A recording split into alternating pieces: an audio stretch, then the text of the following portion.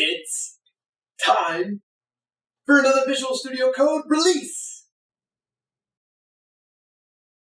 Reading code is a significant part of our jobs as developers, and doing so in VS Code just got a little bit easier. An update to the indent guides highlights matching braces so that you can see exactly where they start and finish. This is especially helpful in situations when you're refactoring code with a lot of nested if statements.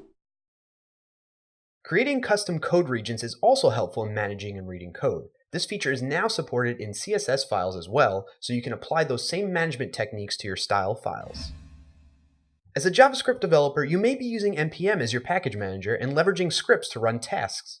VS Code has launched a new view-let that's available in the Explorer to quickly see, run, and in some cases debug those scripts.